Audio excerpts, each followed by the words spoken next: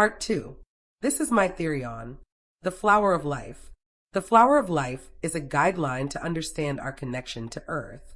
Unlike Venus, Earth was and is a gentle planet, a life-carrying planet. She were a frozen planet preserving her life-giving seeds. You see, human DNA was created along with Earth, from a seed to a root, then are grown from a vine because humans are connected to everything on Earth. This is what I believe on the flower of life. After the waters on Earth warmed up and begin to recede, the seeds of every life form on Earth begin to take root. Now, one of these seeds attached to the vine carried the DNA of human. Buried deep in Earth, the seed begin to hatch. A root reaches into Earth, connect herself to Earth for the materials she needs to grow.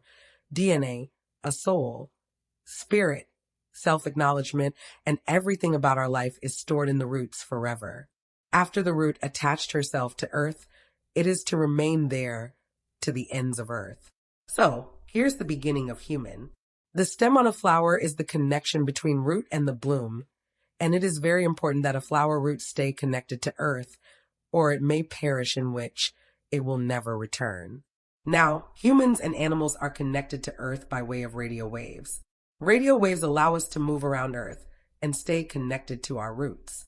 You see, the currents in radio wave transport all our daily activity back to our roots. So when we leave the cycle of life, we return in the next cycle of life with a little more unknown knowledge and instinct.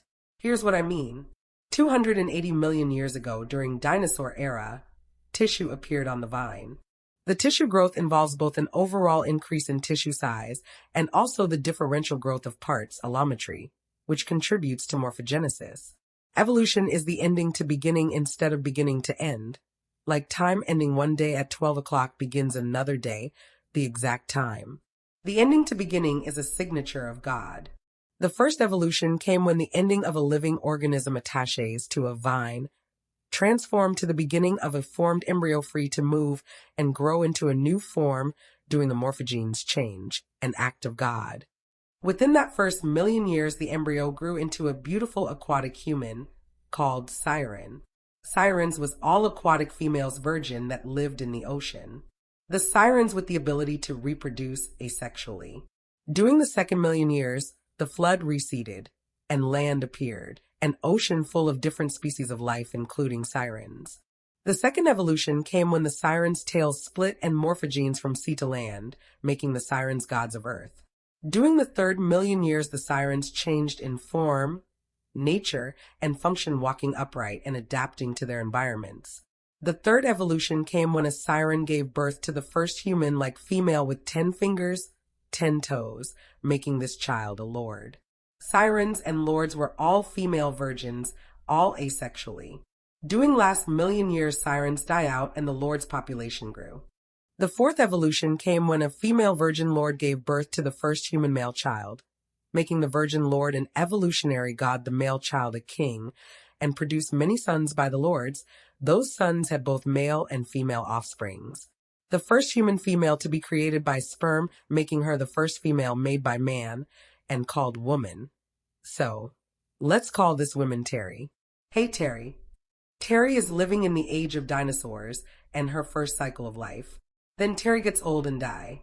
3 million years later, Terry's second cycle of life is permanently attached to the root by way of her ancestors, the siren, the evolutionary gods, the Lord, her grandfather the first man, her father and mother the Lord. Then Terry is reborn again as the same person, with little change and wiser.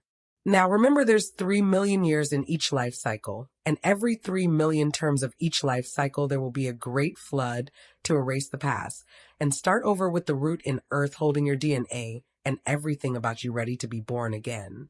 This symbol means the body portion says, with each life cycle everything about you will remain the same. The arm and leg portion says, but with a little change.